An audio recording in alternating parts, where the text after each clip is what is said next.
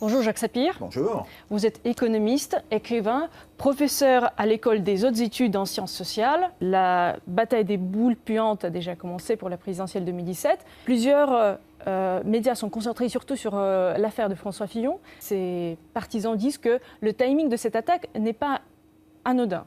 Qu'en pensez-vous ? Oui, c'est clair. Le timing de l'attaque n'est pas anodin. Il est très clair qu'on a cherché à faire trébucher, qu'on a peut-être réussi d'ailleurs à faire trébucher François Fillon.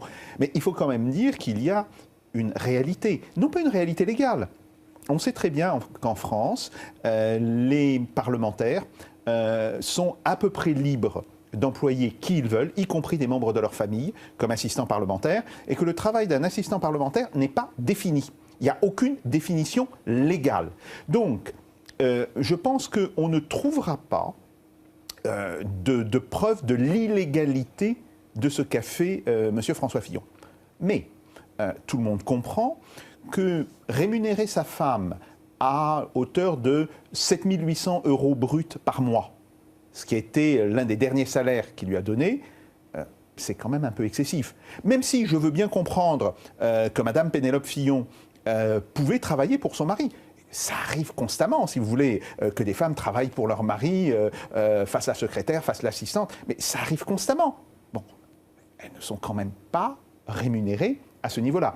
De même, le fait que Mme Pénélope Fillon ait touché une somme énorme, plus de 100 000 € de la Revue des Deux Mondes, pour 2 fiches de lecture, ça apparaît quand même un petit peu excessif. Donc, on voit bien que le problème n'est pas la légalité de ce qu'a fait M. François Fillon.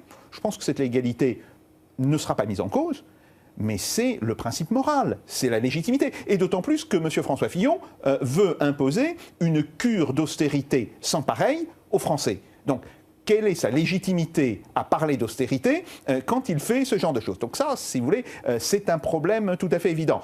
Maintenant, il est clair aussi que dans le déclenchement de cette affaire, il y a beaucoup de politique. Mais ça, je pense que M. Fillon n'est pas tombé de la dernière pluie.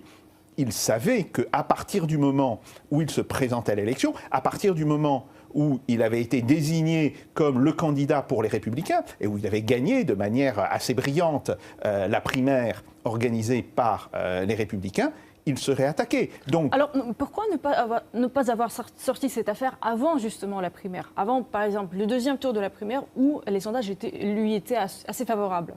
Je pense parce qu'il n'y avait pas le temps de le faire, si vous voulez. Là, les gens qui ont organisé ça ont été visiblement pris de court. Par ailleurs, on peut penser que ces informations, les informations qui ont été révélées sur le compte de M. François Fillon, sont des informations qui étaient probablement connues soit de ses amis politiques, autrement dit, il aurait été trahi par les siens, mais ça, c'est aussi Rachida Dati a quand même nié 4 fois devant Bourdin. Je n'ai pas parlé de Mme Dati. Je n'ai pas parlé de Mme Dati. Je dis simplement être trahi par les siens est un grand classique dans la vie politique française. Bien. Ou alors, on peut penser que c'est une opération qui aurait été montée par l'Élysée. On ne le sait pas et je ne pense pas qu'on le saura, en tous les cas, pas avant quelques mois, voire quelques années. Mais fondamentalement, M. François Fillon devait savoir qu'il serait soumis à ce genre d'attaque et sa réaction très embarrassée devant ces attaques prouve qu'il n'était pas préparé à ce genre d'attaque et ça prouve quand même un très grand amateurisme de sa part. Alors, est-ce que c'est fini pour lui, pour la présidentielle 2017 ou pas encore ? Je ne pense pas qu'on puisse dire que ce soit fini, mais il est très clairement en difficulté et il faudra voir dans les jours qui viennent, est-ce qu'il va surmonter ces difficultés ou est-ce qu'il va complètement s'écrouler? On le saura, je pense, quand seront publiés des sondages en début de semaine prochaine où on pourra d'une certaine manière voir quelle a été la réaction de l'opinion aux différentes conférences de presse qu'il a données. Bon. Je pense que c'est quelque chose que l'on saura d'ici 1 à 2 semaines, mais il n'est pas impossible, effectivement, qu'il soit amené à se retirer. Il a bien dit qu'il va quand même respecter le choix du peuple qu'il a placé justement pour représenter les Républicains à la présidentielle. Oui, tout à fait. Mais je pense que si il devait s'effondrer dans les sondages, il serait abandonné par, pas la totalité, mais disons 80% de ses soutiens, et il ne pourrait plus maintenir sa candidature. pour revenir aux boules puantes, il y en avait d'autres qui ont été lancés face à Emmanuel Macron. Il aurait financé sa campagne, sa plateforme politique En Marche, par les fonds de Bercy. Et les médias ne semblent pas être intéressés par cette affaire. Pourquoi, à votre avis ? Alors, oui, il y a effectivement cette accusation, ou plus précisément, qu'il aurait utilisé les moyens qu'il avait en tant que ministre, donc en tant que ministre de l'économie, pour faire des levées de fonds, et pour faire en particulier des levées de fonds à l'étranger. Bon. Après, il est très clair que M. Emmanuel Macron est actuellement le chouchou des médias. Il est le chouchou de l'Express, il est le chouchou du Point, il est le chouchou du Figaro. Bon, bien sûr, les journaux ne vont pas tirer sur un candidat qui, d'une certaine manière, leur plaît tellement. Et vous l'expliquez comment, cet attrait d'Emmanuel Macron par les médias ? Bien, par deux choses. Politiquement, il est le véritable héritier de François Hollande. On est absolument sûr que si jamais il se révélait devoir être élu au mois de mai, la politique française serait exactement celle qui aurait été menée par François Hollande, avec le même tour extrêmement européen, on peut même dire européiste, avec le même type d'austérité, avec le même type de mesures contre les classes populaires, avec le même type de loi, par exemple la loi travail. Donc on est vraiment dans la continuité. Et il faut dire que la continuité, c'est ce qui plaît le plus aux journaux. Parce que dans la continuité, voilà, on sait où on va. Bon, ça, c'est une première chose. Et puis, il y a une autre raison, c'est une raison beaucoup plus idéologique. Monsieur Emmanuel Macron représente, d'une certaine manière, l'image du gendre idéal. Voilà. Et il n'est pas le premier, si vous voulez. L'image du gendre idéal, ça avait déjà été l'image de Valéry Giscard d'Estaing quand il avait fait campagne en 1974. Après, on avait dit que c'était le cas pour M. Laurent Fabius quand il avait été Premier ministre. Donc, il y a une grande tradition en France qu'il y a à un moment donné des hommes politiques qui apparaissent comme le gendre idéal. Bon. Mais il n'a pas encore révélé son programme. Il a promis vers le mois de mars. Mais il n'a pas de programme. Pourquoi voulez-vous qu'il révèle quelque chose qui n'existe pas ? Mais alors, comment il se présente sans avoir programme ? Il dit bien qu'il y aura un contrat avec la nation.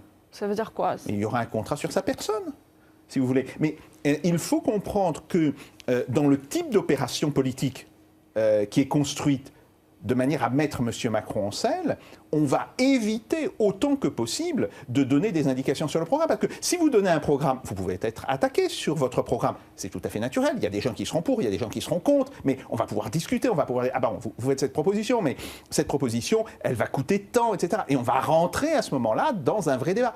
Il veut surtout éviter ce genre de débat et dire, voilà. Et vous pensez que cette stratégie aura du succès ? Alors, elle peut avoir du succès. Tout à fait. Elle peut avoir du succès jusqu'à un certain point. Je dis bien jusqu'à un certain point parce que, d'une certaine manière, pour pouvoir jouer ce type de personnage, pour pouvoir jouer le type de personnage qui dit, voilà, moi, je n'ai pas besoin de programme, vous me connaissez, je vais passer un contrat directement avec les Français. Il faut avoir déjà eu une profonde expérience de la chose politique. Le général de Gaulle pouvait se permettre de faire ça.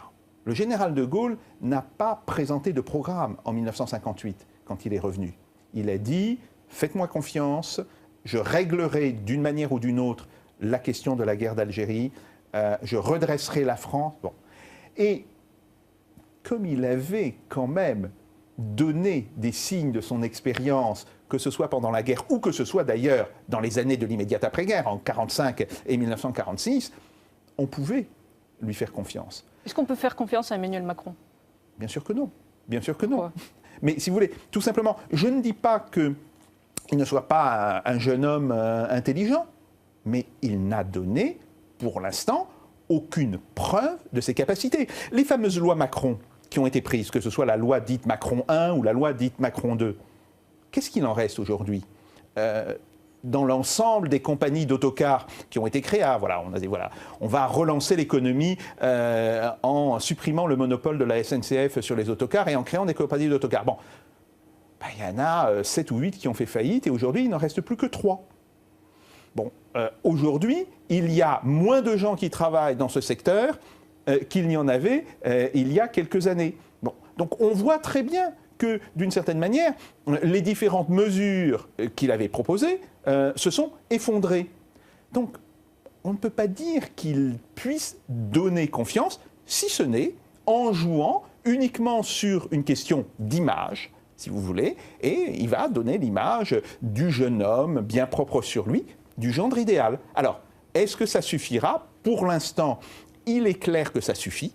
Si vous voulez, il faut le dire, pour l'instant, M. Emmanuel Macron monte dans les sondages. Mais quand on va rentrer dans le cœur de la campagne, quand il y aura des débats, quand il sera face à un contradicteur, et il peut avoir des contradicteurs sérieux, hein, il peut avoir des gens qui, eux, ont réellement préparé leur programme, que ce soit Jean-Luc Mélenchon, que ce soit Marine Le Pen, que ce soit même M. François Fillon, s'il est toujours là.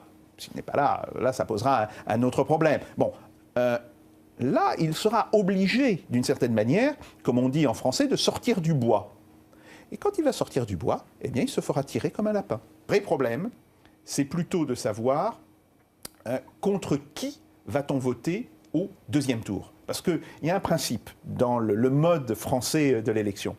Le premier tour, on choisit, au deuxième tour, on élimine. Et la question qui va se poser, c'est qui les Français auront-ils envie d'éliminer? Justement, qui va être éliminé à votre avis? Ça dépend beaucoup de entre qui se jouera le deuxième tour. Si c'était entre François Fillon et Marine Le Pen, je dirais que probablement la personne éliminée aurait été Madame Marine Le Pen. Si c'est Macron contre Madame Marine Le Pen, ça devient beaucoup plus discutable. Et en réalité, aujourd'hui, je ne peux absolument pas dire lequel des deux serait éliminé. C'est après l'élection de Trump? Ce n'est pas seulement l'élection de Trump. Si vous voulez, c'est le fait que M. Emmanuel Macron représente quand même quelque chose de tellement creux, de tellement vide en réalité, qu'à partir d'un certain moment, les électeurs français, quand ils vont être confrontés au choix, quand ils vont se dire, bon voilà, on est au deuxième tour, on est face à Marine Le Pen et face à Emmanuel Macron. Pour qui vote-t-on? Bon, d'accord. Madame Marine Le Pen, il y a des choses dans son programme qui peuvent ne pas nous plaire. Mais au moins, elle dit, elle fait de la politique depuis un certain temps. Emmanuel Macron, c'est en réalité un très grand pari sur l'avenir. C'est quoi? Comment réagirait-il, par exemple, en période de crise? On ne le sait pas. Par exemple, imaginez simplement que M. Emmanuel Macron soit président de la République le 13 novembre 2015, quand on a eu les attentats. Comment aurait-il réagi? On ne le sait pas. Et donc ça, si vous voulez, c'est quelque chose qui va très lourdement peser sur le choix des électeurs français. Donc c'est pour ça que je dis, on ne peut pas aujourd'hui faire de pronostic sur ce deuxième tour. Donc vous voulez dire que la menace terroriste va quand même jouer un grand rôle dans le choix des électeurs? Absolument. La menace terroriste va jouer un rôle important.